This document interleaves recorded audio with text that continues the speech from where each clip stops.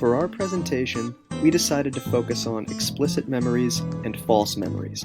The first type of explicit memory that we will be going over is episodic memory. Episodic memory is a type of long-term explicit memory which involves one's specific recollection of events and experiences in a certain location and time. Episodic memories typically include specific details of an event, such as the context of that event, where the event took place, and emotions associated with the event. Examples of episodic memories could include positive experiences, like the moment you made your first friend, or the moment you received your high school diploma, or negative experiences, like the first time you broke a bone. Not all episodic memory is the same. Different types of episodic memory include specific events, general events, personal facts, and flashbulb memories.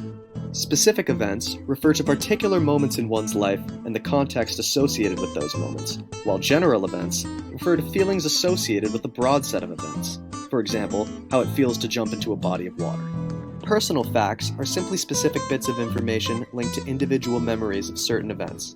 For example, the name of your first childhood pet. Flashbulb memories are particularly vivid memories that usually pertain to important or shocking information in one's life, such as initially hearing the news of the passing of a close friend or family member.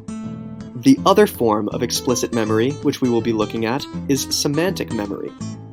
Semantic memory is a type of long-term explicit memory, which involves the capacity to recall words, concepts, or numbers.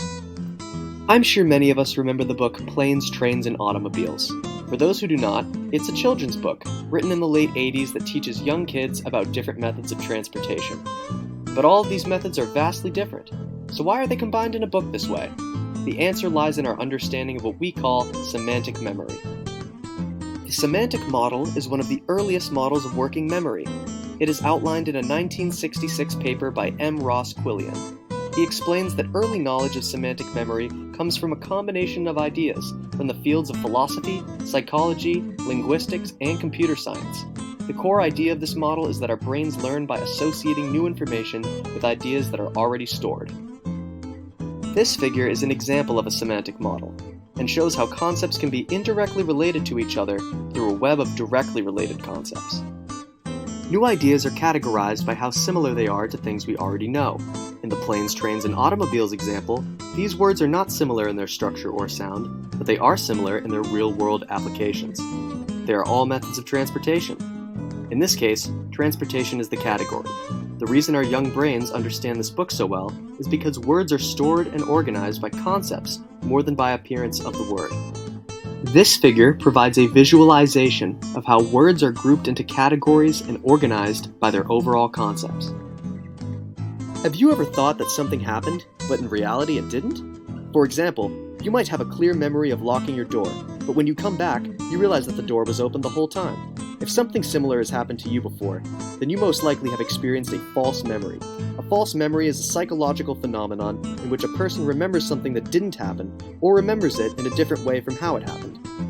In a 1974 study conducted by Loftus and Palmer, participants saw a video of a car accident and were asked to answer questions such as, how fast were the cars driving when they smashed into each other?